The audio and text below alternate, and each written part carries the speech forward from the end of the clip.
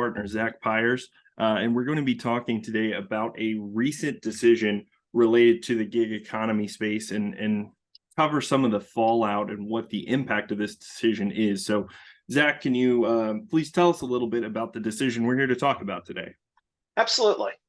This is the Lawson versus Grubhub Holdings case, and it actually it's a federal district court case out of the Northern District of California, and it actually dates back to 2015. So, as I'm sure you can imagine, and our listeners and slash viewers can appreciate, this has been an ongoing legal dispute now for quite a while.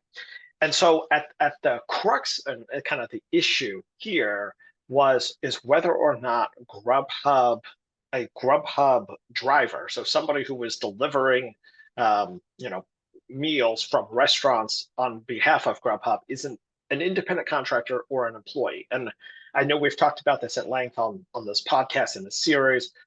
This is an ongoing discussion and issue within the gig economy. And so California used a specific test essentially to make the determination as to whether individuals or workers were independent contractors or employees. And so when the case was originally brought, California was utilizing a specific test called the Borrello test.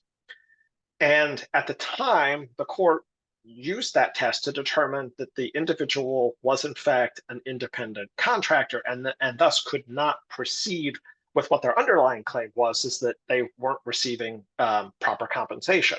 And so when we talk about the dichotomy between the independent contractor and the employee relationship and kind of how these are two separated, usually we see these play out in two different scenarios. One is the employment law aspect of this, which is what was going on here in the Lawson case, right? Is that an employee was seeking certain protections or benefits under employment law from their employer or person who'd hired them.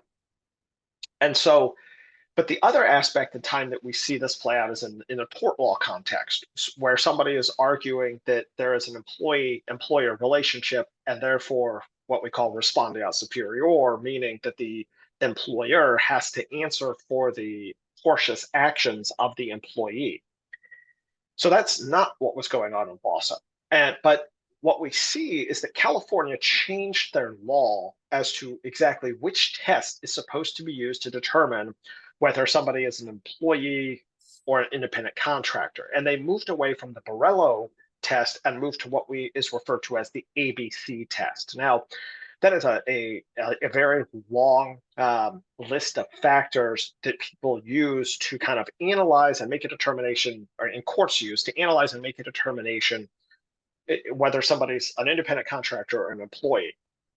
And what Grubhub argued a number of things when the court re-examined the relationship under this ABC test. One of the first things that Grubhub argued was that this was really a business-to-business type relationship, where they were connecting restaurants with delivery drivers, and that the delivery drivers were in fact kind of operating as their own independent business.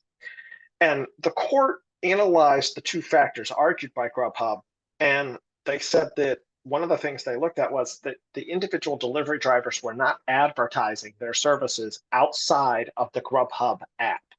The other thing was with regards to setting rates, and that was that the individual delivery drivers were not setting their own rates, right? The rates for the services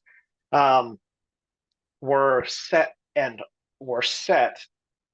by Grubhub. Now, one of the things that we've also seen is, and a kind of a continuous argument that we've seen raised in the gig economy space, was Grubhub was arguing that it merely connects restaurants with diners to facilitate food orders, and that the delivery drivers are really just kind of part of the connection that they're making, and they're not, and that Grubhub as a technology company is not in fact doing the delivery services, right? And so this is an argument that's been raised by a lot of gig economy companies in a kind of a variety of capacities.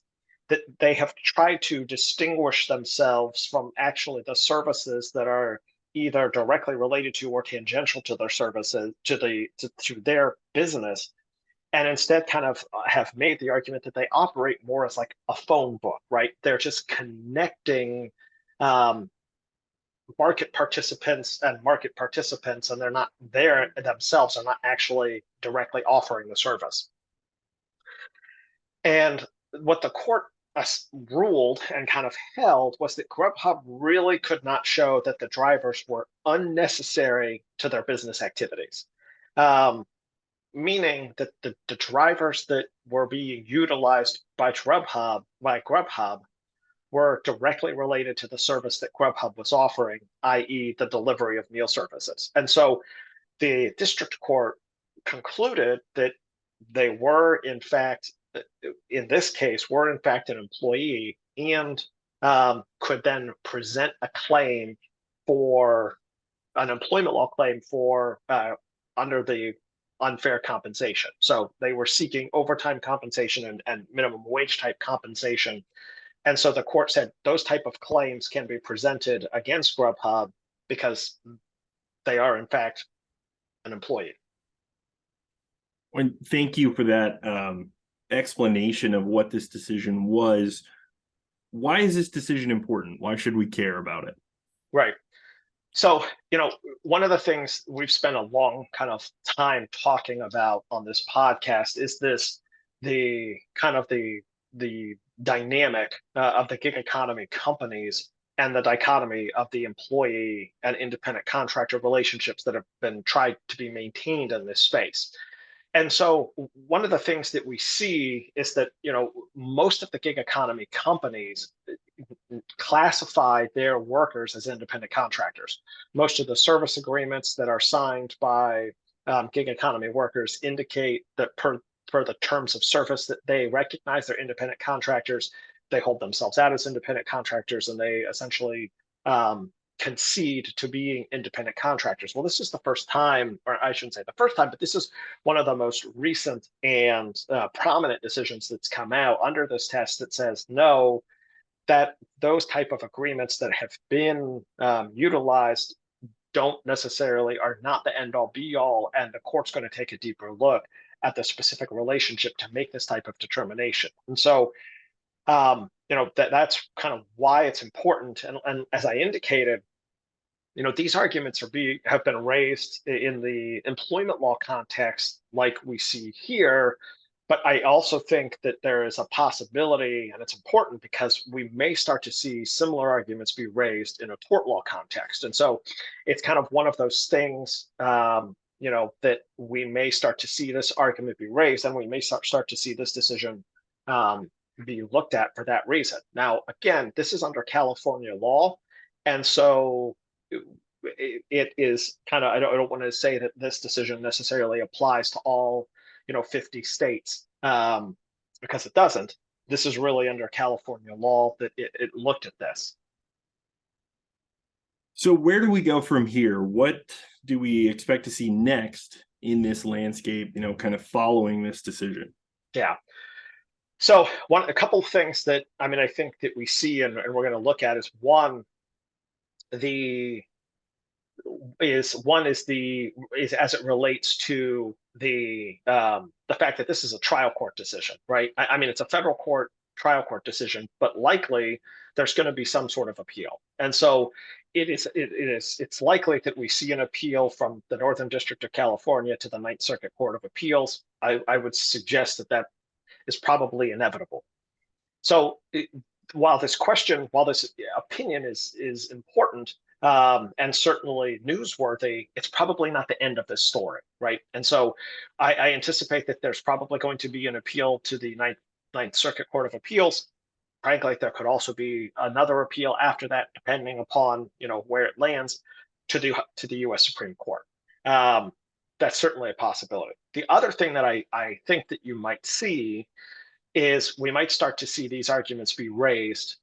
And like I said, in other jurisdictions and in other contexts, whether it's the employment law or in the tort law, and we might start to see this decision be cited for the proposition that gig economy companies, the individuals, are potentially employees. Now, again, different states utilize different tests, and so exactly how it plays out under the different states, and under the different laws or the different contexts could be different, and certainly could have different applications.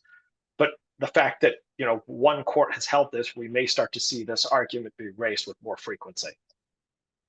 Right. Well, Zach, thank you very much for that explanation. And thank you again to our viewers and listeners for joining us for this installment of the Reminger Report podcast on emerging technology. Be sure to stay tuned, as I'm sure we'll be providing more updates as there continue to be legal developments in this gig economy space. Thank you.